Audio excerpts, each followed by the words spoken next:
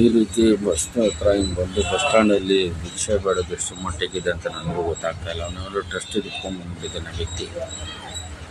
ನಾನು ವಿಡಿಯೋ ನೋಡಿದ್ದೇನೆ. ಈ ರೀತಿ ಏನಕ್ಕೆ ಅಂತ ನನಗೂ ಗೊತ್ತಿಲ್ಲ. ಇದ್ರ ಬಗ್ಗೆ ಏನು ಹೇಳಬೇಕು ಅಂತ ನನಗೆ ಗೊತ್ತಿಲ್ಲ. ಅದರಿಂದ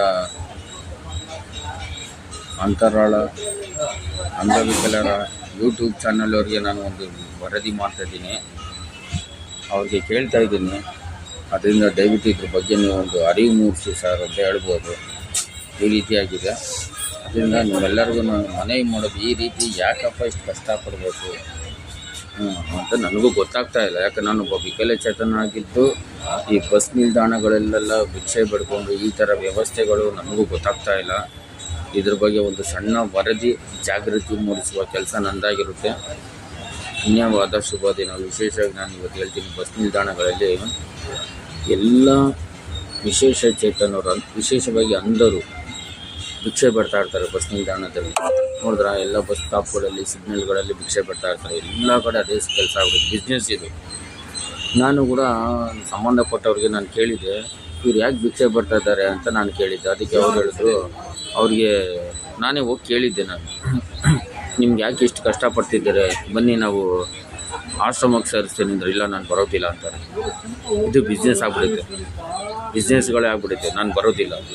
ಆಮೇಲೆ ಒಂದು 16 ವರ್ಷ ವಿಧಾನಸೌಧ ಮುಂದುಗಡೆನೇ ಭಿಕ್ಷೆ ಬಿಡ್ತಾ ಇರ್ತಾರೆ ಇಂಡಿಯನ್ ಎಕ್ಸ್ಪ್ರೆಸ್. ನಾವು ಕೇಳಿದ್ರೆ, ಏನಾಯಿತು ನನ್ನ ಮಕ್ಕಳಿಗೆ ವಿದ್ಯಾಭ್ಯಾಸ ನಾನು ಸಮರ್ಥನ ಮೇಲೆ ಕೊಡಿಸ್ತೀನಿ, ಫುಲ್ ಉಚಿತವಾಗಿ ಸಮರ್ಥನ ಮೇಲೆ ನಮ್ಮ ಸಮರ್ಥನ ಇದೆ, ಅಲ್ಲಿ ಬನ್ನಿ ನಾನು ಉಚಿತವಾಗಿ ಶಿಕ್ಷಣ ಕೊಡಿಸ್ತೀನಿ ಅಂದರೆ, ಬೇಡ ಸರ್ ನಮಗೆ ಸಮರ್ಥನಕ್ಕೆ ಹೋಗೋದಿಲ್ಲ, ಯಾಕೆಂದರೆ ನಮಗೆ ಇವರಿಂದನೇ ಜೀವನ ಅಂತಾರೆ. ಆ 16 ವರ್ಷದ ಮಕ್ಕಳನ್ನ ಇಟ್ಕೊಂಡು ಭಿಕ್ಷೆ ಬಿಡುವ ವ್ಯವಸ್ಥೆ ಆಗ್ಬಿಡುತ್ತೆ.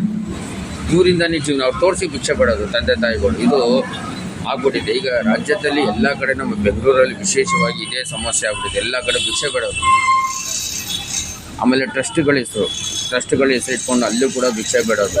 ಆ ಟ್ರಸ್ಟ್ ಉದ್ಧಾರ ಆಗಬೇಕು, ಈ ಟ್ರಸ್ಟ್ಗಳು ಉದ್ಧಾರ ಆಗಬೇಕು. ನಾನು ಅವ್ರ ಬಗ್ಗೆ ನಾನು ವೈಯಕ್ತಿಕ ಹೇಳೋದೇ ಇಲ್ಲ. ಈ ರೀತಿ ಭಿಕ್ಷುಕರ ಸಂಖ್ಯೆನೇ ಜಾಸ್ತಿ ಆಗ್ಬಿಡುತ್ತೆ. ಇದ್ರ ಬಗ್ಗೆ ರಾಜ್ಯ ಸರ್ಕಾರ ಎಷ್ಟು ಹತೋಟಿಗೆ ತಂದ್ರೂ ಅದು ನಿಲ್ಸೋಕ್ಕೆ ಆಗ್ತಾಯಿಲ್ಲ. ವಿಶೇಷವಾಗಿ ನಮ್ಮ ವಿಕಲಚೇತನರ ಹಾಗೂ ಹಿರಿಯ ನಾಗರಿಕರ ಸಬಲೀಕರಣ ಇಲಾಖೆ ನಿರ್ದೇಶಕರಿಗೂ ಅವ್ರಿಗೂ ಟೆನ್ಷನ್ ಇಲ್ಲ. ಅವ್ರಿಗೇನೋ ತಿಂಗಳಿಗಟ್ಟಲೆ ಸಂಬಳ ಬಂದ್ಬಿಡುತ್ತೆ, ರಾಜ್ಯ ಆಯುಕ್ತರಿಗೆ ಸಂಬಳ ಬಂದ್ಬಿಡುತ್ತೆ. ಅದೆಲ್ಲ ಅವರು ಪರಿಶೀಲನೆ ಮಾಡೋದಿಲ್ಲ. ಯಾವ ನೋಡಿ BC-ಯಲ್ಲಿ ಇಡ್ತೀನಿ, ಮೀಟಿಂಗಲ್ಲಿ ಇರ್ತೀನಿ, ಚೀಫ್ ಸೆಕ್ರೆಟರಿ ಹತ್ರ ಇಡ್ತೀನಿ, ಮೊನ್ನೆ ಚೀಫ್ ಸೆಕ್ರೆಟರಿ ಹತ್ರ, CM ಹತ್ರ ಇಡ್ತೀನಿ, DK ಶಿವಕುಮಾರ್ ಅವ್ರ ಹತ್ರ ಇಡ್ತೀನಿ ಅಂತ ಕತೆಗಳು ಹೇಳ್ಕೊಂಡು ಟೈಮ್ ಪಾಸ್ ಮಾಡ್ಕೊಂಡು ಜೀವನ ಆಗ್ಬಿಡುತ್ತೆ. ಇದ್ರ ಬಗ್ಗೆ ಒಂದು ಚಿಕ್ಕ ಅರಿವು ಮೂಡಿಸ್ಬೇಕು. ನಾನು ನಮ್ಮ ಯೂಟ್ಯೂಬ್ ಚಾನಲ್ಗೆ ಮನವಿ ಮಾಡ್ತಿದ್ದೇನೆ, ದಯವಿಟ್ಟು ಅರಿವು ಮೂಡಿಸೋಣ, ಎಲ್ಲರೂ ಕೈ ಜೋಡಿಸಿ ಕೆಲಸ ಮಾಡೋಣ. ಎಲ್ಲ ಸಾಮಾಜಿಕ ಜಾಲತಾಣ ಎಲ್ಲ ನನ್ನ ಆತ್ಮೀಯ ಸ್ನೇಹಿತರು ಕೂಡ ನಾನು ಮನವಿ ಮಾಡ್ತಾಯಿದ್ದೀನಿ. ಈ ರೀತಿ ಎಲ್ಲಾದರೂ ಕಂಡು ಬಂದ ದಯವಿಟ್ಟು ಇದ್ರ ಬಗ್ಗೆ ನೀವು ಒಂದು ವಿಡಿಯೋ ಕೂಡ ಮಾಡಿ ಸಂಬಂಧಪಟ್ಟವ್ರಿಗಾದ್ರೂ ಹಾಕಿದ್ರೆ ಎಲ್ಲರಿಗೂ ಉಪಯೋಗ ಆಗುತ್ತೆ. ಇದು ಬಿಸ್ನೆಸ್ ಆಗಿಬಿಡುತ್ತೆ. ನಾನು ಕೂಡ ಭಿಕ್ಷೆ ಬೇಡ್ಬೋದು, ನನಗೂ ಕಾಲ್ ಸರಿ ಇಲ್ಲ, ಆದರೆ ಭಿಕ್ಷೆ ಬೇಡೋದಿಲ್ಲ, ಕಷ್ಟಪಟ್ಟು ದುಡಿಬೇಕು. ನಮ್ಮ ಸಮಾಜಕ್ಕೆ ವಿಶೇಷತೆ ಏನಾದರೂ ಒಂದು ಕೊಡುಗೆ ಕೊಡಬೇಕು ಅಂತ ನನಗೂ ಆಸೆ ಇದೆ. ನಿಮ್ಮೆಲ್ಲರಿಗೂ ನಾನು ಕಳಿಸ್ತಾ ಇದ್ದೀನಿ. ನಿಮ್ಮ ಅಭಿಪ್ರಾಯವನ್ನು ತಿಳಿಸಿ. ಧನ್ಯವಾದ. ಶುಭ ದಿನ.